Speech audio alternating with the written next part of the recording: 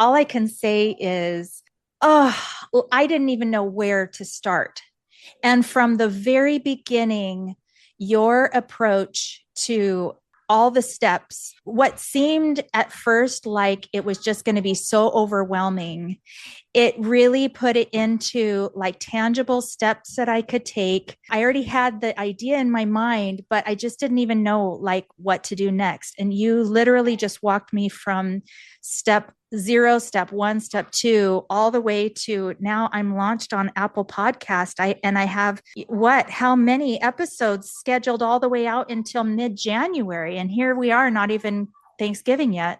So I'm so grateful. I'm so, so grateful. Thank you so much, Lori, for all of your help walking me through this process.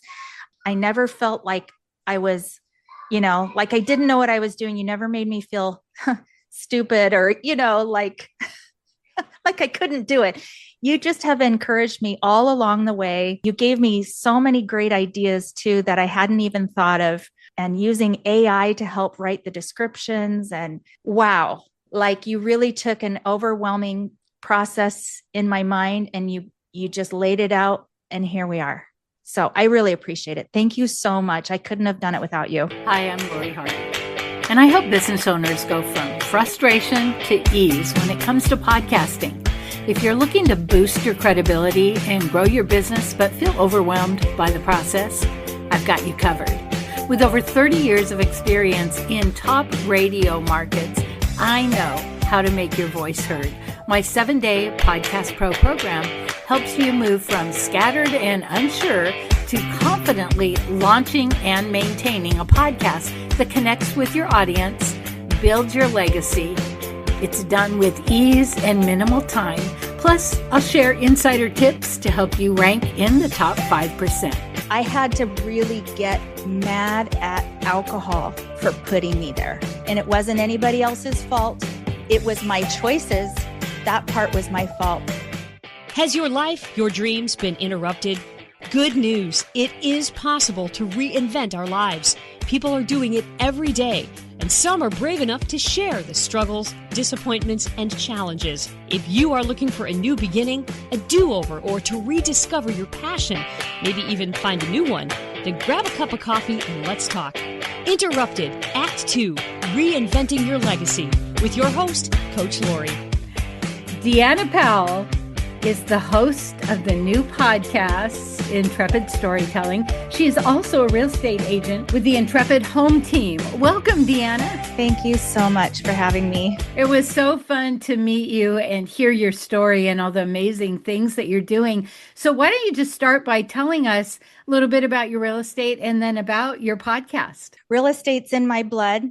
I grew up listening to chainsaws and land developing going on all around me. My grandpa was a land developer in Northern California, and he did real estate. My dad did a little bit of real estate here and there, but mostly he was a teacher. I kind of was drop kicked into the industry through a temp agency right out of high school. I started as a temp in the mortgage industry and just kind of got my feet wet doing some marketing there. And then, I don't know, it's one of those things real estate agents say, once you're in, you can't really escape it. You try other things and you keep coming back. But I love it. I love it. When you love what you do, it doesn't feel like work. I love it. And then you have the arm of what you do with the same name, and it's your podcast. And it all started with a vision. You want to tell us about that? Yes. Going back to the word intrepid, it was a couple of years ago, and I heard that word and I had to look it up because I was like, I know that word has some meaning and some power to it. But when I realized it means bold, courageous, resolutely fearless, valiant, dauntless. I mean, all the things that I feel like I embody after all the little 9 lives that I've basically lived through. So, and I just get knocked down, keep getting back up, never give up. Quitting's not an option, that sort of thing. And so I love that word intrepid. So I named my business in real estate after Intrepid, but then sort of nothing that has to do with any of my professional life is my story of growing up, my story of hitting rock bottom, some of these things. So that's where the idea of telling my story sort of came into like fruition. I told my story after, and I'll tell you a little bit more about that as we get into it. But as I told my story, I realized there's freedom in it.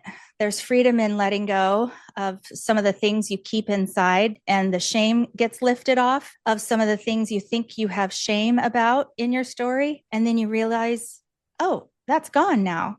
And what I did not expect from telling my story, because I really was just trying to get out in front of all the rumors that were going on behind my back. I wanted to tell my story the way it was supposed to be told, not somebody else's telling my story. And I realized, wow, I had all these people calling me saying, thank you so much for sharing. I've been going through the same thing. I needed to hear that. Oh, I didn't realize there was that resource or this resource that I could call. I mean, thank you so much for sharing. And then I just realized I was inspiring people. You're such an inspiration. I thought, what? Me? My story? And it really built my confidence when I really needed it the most. You know, you put your story out there and you're raw and vulnerable, and then you just go, well, let the chips fall where they may. You don't realize how many people hear your story and then support you. I keep going back to a quote by Brene Brown, where she says in one of her books, her many amazing books, she says, you cannot be fully loved until you are fully known. That just, whoa. Yeah.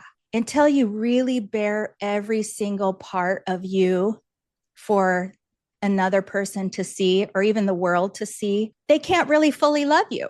They can't really fully accept you, respect you, just all of the things that you know in your heart you deserve. I almost feel like, not an obligation, but that's not the right word, but it feels like that a little bit. Your story is meant to be told. It's not meant to be held inside for no one else to hear. This is your life. You only have one. So let your story be known. Let yourself be fully known so you can be fully loved. I had a big event in Kirkland at the Woodmark Hotel. And I knew after telling my own story, I was like, okay, I know some people who have been through some really serious stuff. Domestic violence, cancer survivor, losing a child to fentanyl poisoning, near fatal car accident. One gal had to learn to walk and talk again after a brain aneurysm and stroke. And I'm like, these are really heavy things, but man, if they could tell their story, there's somebody, even if it's just one person, but there's multiple people out there going, yes, me too. I needed to hear that.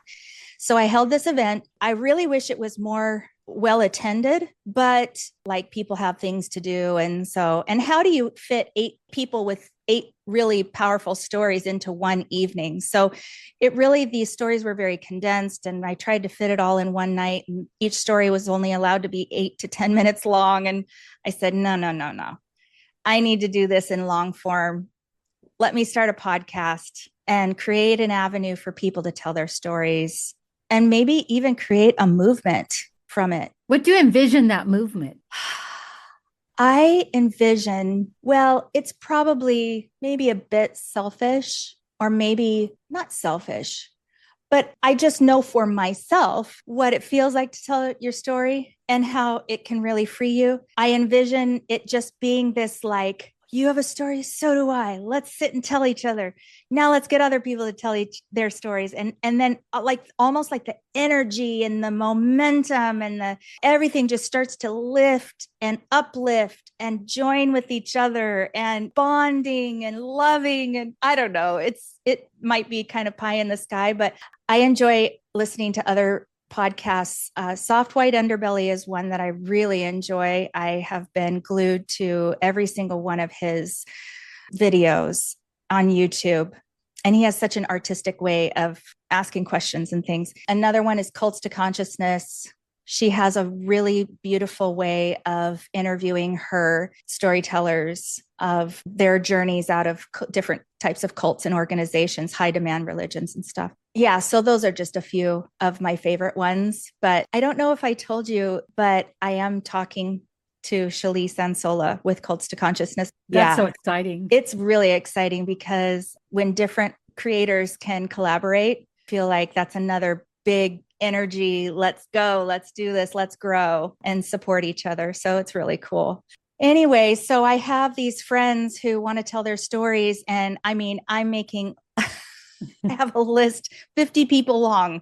I can't wait to just sit and just dialogue with them, ask them questions, dig deep, let them be vulnerable and safe, and then see what beauty rises from them telling their stories. Deanna, this is so wonderful. And I'm with you on the storytelling. Now, I want to get to your interruption, but I also, when we're done, I want to talk about pulling the plug on podcasting and making it happen because you have just hit the road running and it's been so amazing to watch this.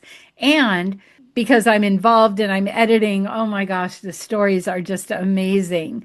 So tell us about your interruption or Okay. what the cause of your story was.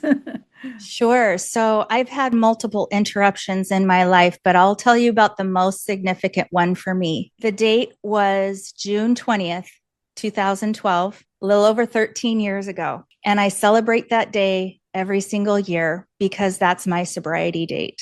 I hit rock bottom that day. And I was actually coming out of the Blue Martini in Bellevue, which was, it's not there anymore, but it was an old bar where they'd pour my wine glass all the way to the top. I couldn't even pick it up without the wine sloshing over the side. I'd have to lean over it to sip the wine out before I could pick the glass up. They were like, "Oh, Deanna's here." I drank all the time. And it was a gradual, like, growing. I started drinking when I was 16 to try to fit in with my friends and stuff. And because I was a little awkward growing up, especially in the real estate business. And in those days, kind of leading up to that time in the industry, there was a lot of partying going on. I mean, not just drinking, there was drugs. There's just like a lot of money.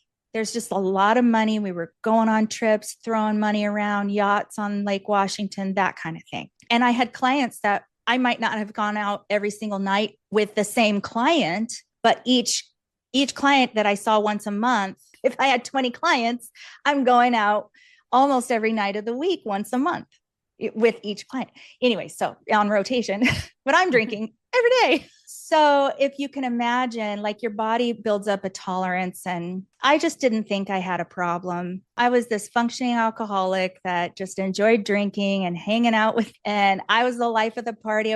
I was funny, I think. If I can remember, I was hilarious.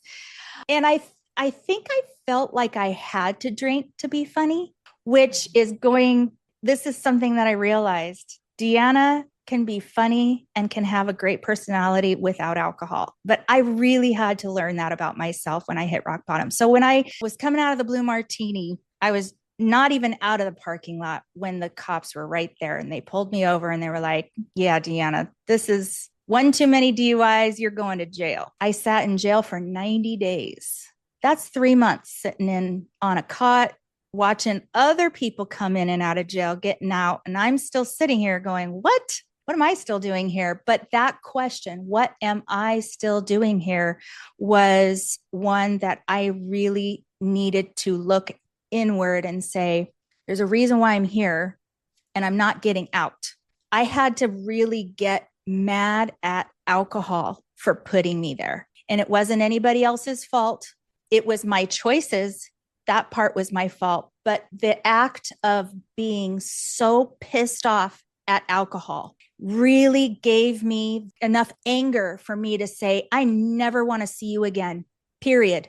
Don't ever come into my life again. Don't ever mess with me again. Like, you're out, the end. And that's always worked for me. So I said, F you to alcohol. That's what I say. I tell people. And I really took my sobriety seriously. I was going to AA meetings and in jail. I read some books. One of them was The Purpose Driven Life, where I started to realize that my worth, I wasn't to be looking for self-worth from other people. My whole life was like, well, am I worthy to my parents? Am I worthy to these men, relationships, these friends that there were friends over the years that didn't treat me right either. I just was trying to find my worth in other things other than myself. So very small steps. The other thing too, that I want to say about my sobriety is I promised myself that I would never skip a step or try to cheat on anything, like make a wrong choice, even though I knew that making the right choice was the right choice. You know what I mean? The phrase "do the next right thing" I took very seriously. So like my license was suspended for 3 years and I never tried to drive. I never tried to buy a car. I took the bus for 3 years on job interviews. And, when I got out of jail, I had to go to 30 days inpatient treatment, which again, I took very seriously. When I got out of there, it was a 4 months sober, forced sobriety, which I needed. I needed that. And then I was on probation. Now I'm taking the bus every day, but I was like over $200 in the red in my bank account. Like I was overdrawn in my bank account. I had no job, no car, nowhere to live. Thank God for my aunt. She let me move in with her. She picked me up from rehab and she was like, okay, well, I got a little bedroom for you. So I just kind of sitting there with my clothes and going, well, what do I do next? So I started interviewing for jobs. And, when you're taking the bus, you're planning hours in advance to get there. It's not like you just get in your car and you can just go and get there in a half an hour when you have an interview at 10 o'clock. You have to be on the bus by like 7:30 to make sure you're there before the interview starts. Because if you're late, then you look irresponsible. And a couple of these places, I was still kind of embarrassed to tell them that I had an ankle bracelet and I didn't drive here. But a couple of places that hired me were Nordstrom. I was very grateful for them. And then another place, I was selling timeshares. I hated that job. Oof, that was awful. But ultimately, I did get back into mortgages, which was a job that I walked to from the place that I was living. I would walk there and back. Yeah. And then wait tables at the restaurant that was on my way back and forth. I got a little night job there doing a little extras because I knew I needed to save up for my car. But here I was just doing it the right way, even if it was baby steps, just taking the baby steps and knowing that I'd rather build a solid foundation, doing the right thing and building back my confidence and building back the trust that people had in me. Now, on my 1-year sobriety anniversary, I knew people were out there. Oh, poor Deanna, she and I'm like, no. I do not want people telling my story. I want to tell my story the way it's meant to be told. And I'm not going to let other people think they know something about what happened. And why isn't she driving? Why is she taking the bus? Why does she have an ankle brace? I don't want them thinking they know any part of my story that's not true. So I was like, I'm just going to tell it all. I'm going to tell the whole truth about everything, even jail, what it was like being in jail, what it was like being in rehab. Why were the police waiting for me at the top of the parking lot in the Blue Martini? Well, it was because I was like urinating in the parking lot. Okay. That's embarrassing to tell, but it's the truth.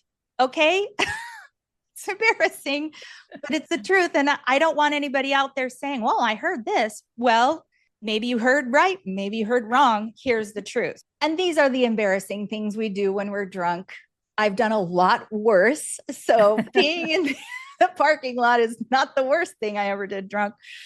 But we won't talk about all that. I mean, I could go on and on for hours, seriously. But truthfully, I just wanted to tell my whole truth. So that's what I did on my 1-year anniversary. I wrote an entire story about my arrest, my time in jail, about what it was like just mentally, the mental anguish you have sitting in incarceration.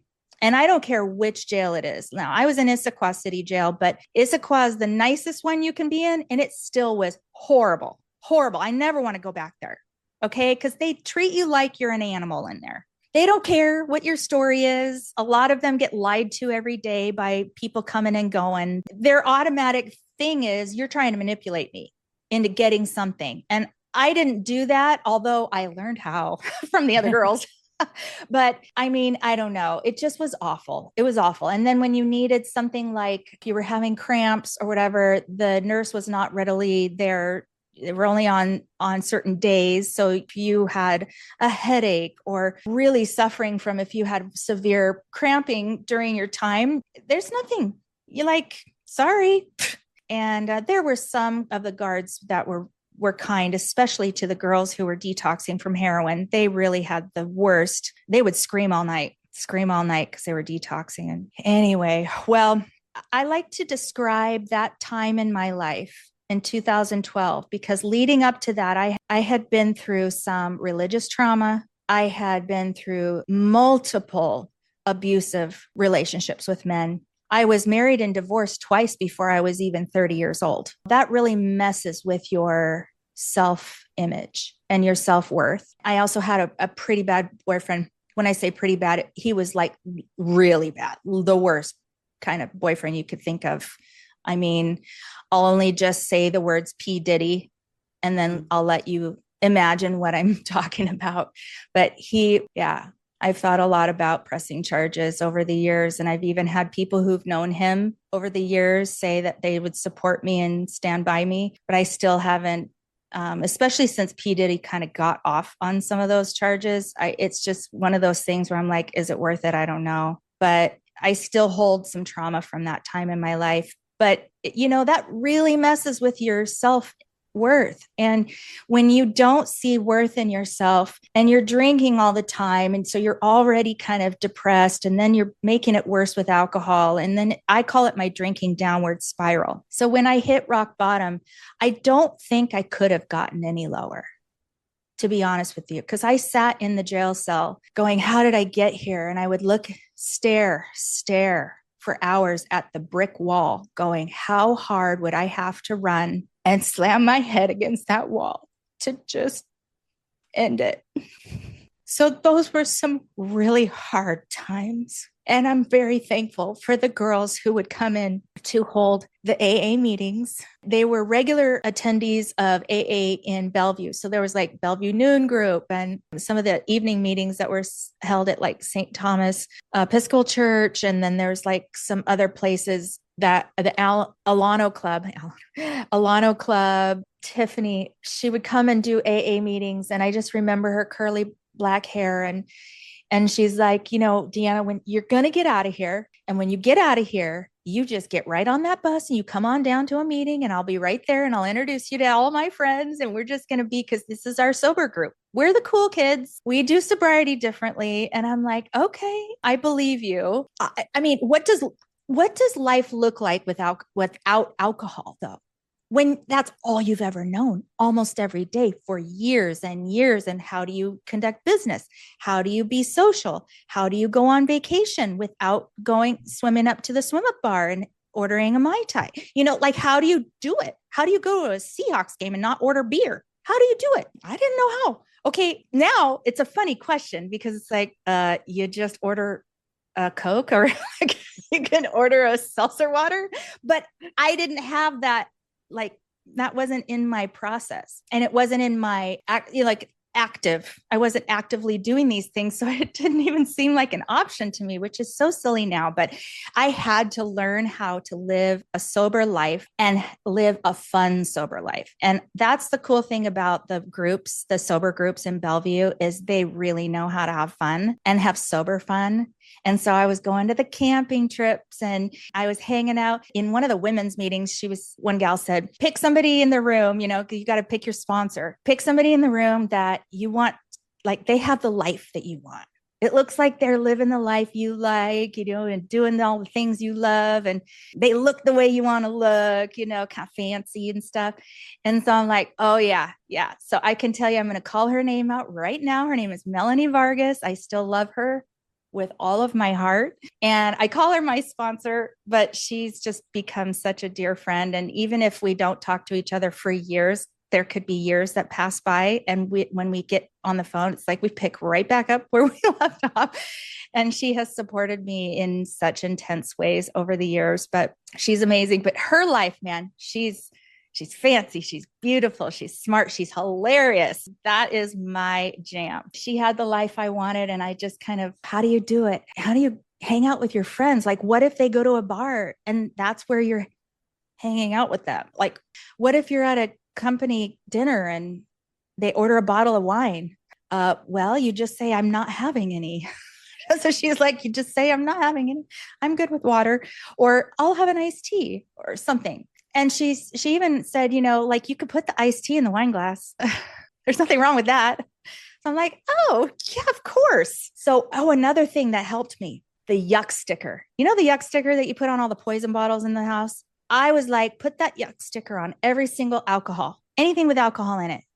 Even if it's just imaginary, that imaginary yuck sticker is on that bottle, and I do not want that. Do not put any of that poison. So I would order, this is what I would do, because I still want to go to the bars with my friends, and I kind of tested myself a little bit. I don't know, not every alcoholic should do this, but I would go sometimes, and I'd go into the bars to watch the Seahawks games, and everybody be like drinking and all that stuff. And I'd order what I would usually order at the bar, because it used to be like a double vodka soda with a splash of lime or something like that. Oh, it's been a long time since I thought about that. And then I'd just say, but no vodka. Don't put the poison in it. I'd say it to the bartender. And what I realized too? Okay, you're going to relate, I think. The bartenders were like, oh, I'm sober too. I'm like, you are? So they're like, oh yeah, I know all the fancy drinks. I'm going to make you this. No alcohol, no poison, no poison. I got you. And so they'd make me this one with the umbrella and this one with the slushy. And I'm like, ooh, these are good. You can have a mojito with no rum. It's good. It tastes really good. So then I got all into like non-alcoholic wines and non-alcoholic champagnes and all this stuff. And so, yeah, like I just think sober is cool. We're the cool kids. The sober people have our shit together right now. And it's actually become more cool to be sober, in my opinion, than it is to be out there drinking and doing that stupid partying stuff. Like if you really want to be successful and have the life that you see on TikTok and Instagram and all these things, you can't be drinking and doing all that. Like, let's get serious. How much money do you spend on alcohol every year? You really have to add it up sometimes. And you go, yeah, I could have bought a house with that and be rich by now. Like, what was I thinking? But here's how I describe my interruption. Okay. I was going in one direction. Like, let's say I'm coming this direction and I go, and I crashed rock bottom, arrested. I was drinking. I hit rock bottom, and I felt myself shift right there, getting ready to shoot me off in a completely different direction. When I'm telling you, it was physical. That physical shift for me, I don't know, it was like a buzz in my body or something. I could feel it happening. I'm getting ready to write my own story. It's going to be my story. I get to tell it. I get to choose the next chapter. I get to choose who's in it. I get to choose what I do with my professional, my friends, my everything. And I'm going to do the next right thing. Oh, I'm going to start crying just thinking about it. It's so exciting. You know what I mean? That's such an exciting place to be, because I see people when they're like, I'm in the mud right now. I'm depressed. I'm having such a hard time. I'm not going to give up, but I'm really walking through some really heavy stuff right now. And I try to hold their hand and say, this is the most exciting time right now, because your life is about to change in such drastic ways if you realize what's ahead. This is just the bad part. The good part's coming. And my favorite quote, this is my quote: the ball bounces higher the harder it hits the ground. Oh, it's good. Mm-hmm. You hit that ground hard, but your ball is about to bounce way up, and you get to kind of choose the direction it goes. Just choosing the next right thing for me was really important. Not skipping any steps, not trying to cheat or be untruthful. I just wanted to tell the truth. Here it is. This is me, the raw Deanna. The people who will love me for me will be there. And the ones who don't, it's okay.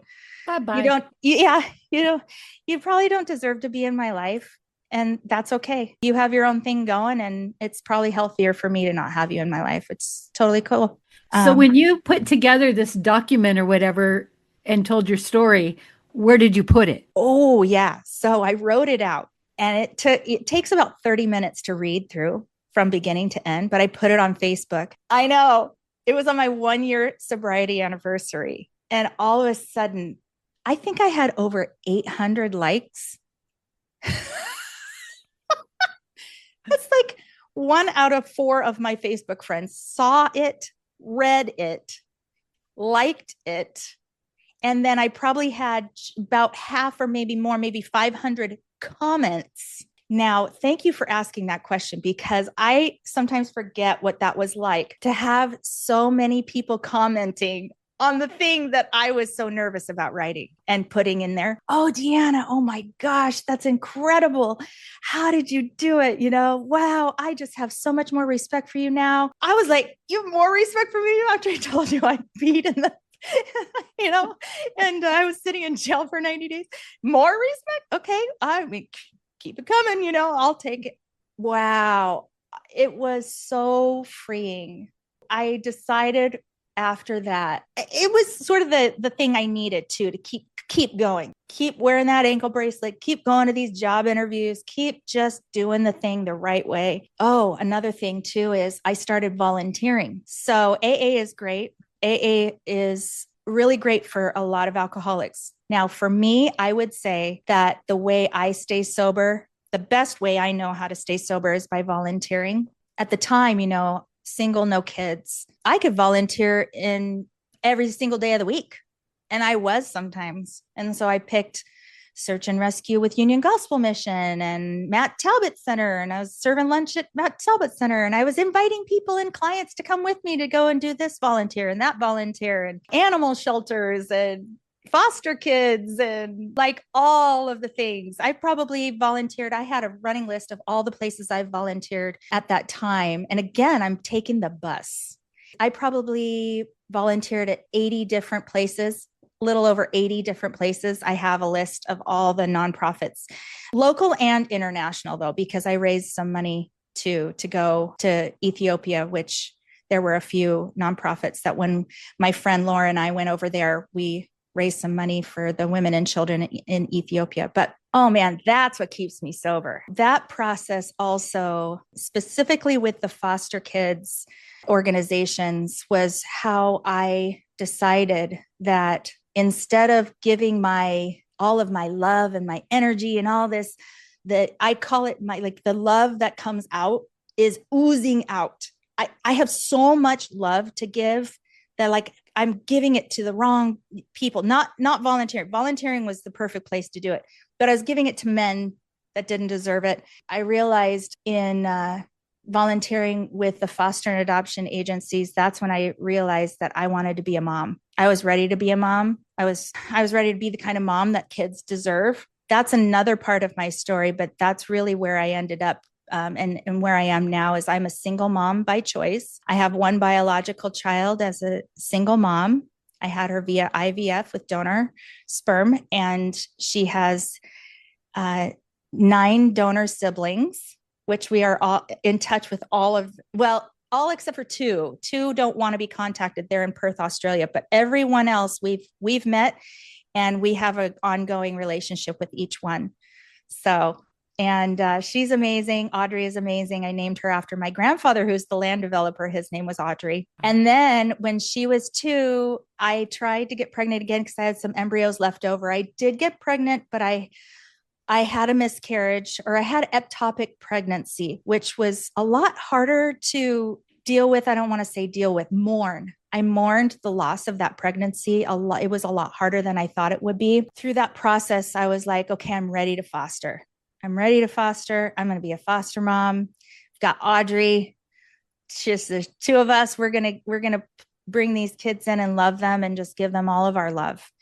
And I was placed right away with a little boy. And then the adoption agency said, well, older sister is also legally free. So because little boy looks like he's going to be legally free pretty quickly. And actually I was in touch with their birth mom because I just believe so much in biological ties to your biological family. So I actually met with her several times, and she struggled with drugs and a lifestyle that was, kind of dangerous. And so I just said, would you trust me to have an open adoption with you? You can see the kids anytime you want. We would see her every Mother's Day, both of the kids' birthdays, Christmas, and Halloween every single year. And she was like, yes. So I ended up getting placed with sister and brother siblings together to be adopted together to keep them together growing up. And so now I have 3 kids as a single mom, and I love it so much.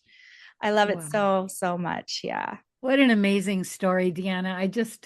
I love your energy. I love your philosophies.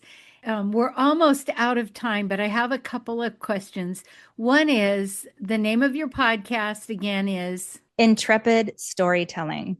And you'll be able to get it on Apple or Spotify. But if anybody wants to tell their story on my podcast, they can email me and I'll send them the interview outline. The email is intrepidstorytelling@gmail.com. Awesome. And she really interviews you. She lets you tell your whole story. Deanna, before we go, what is it that you really, really, really want us to know?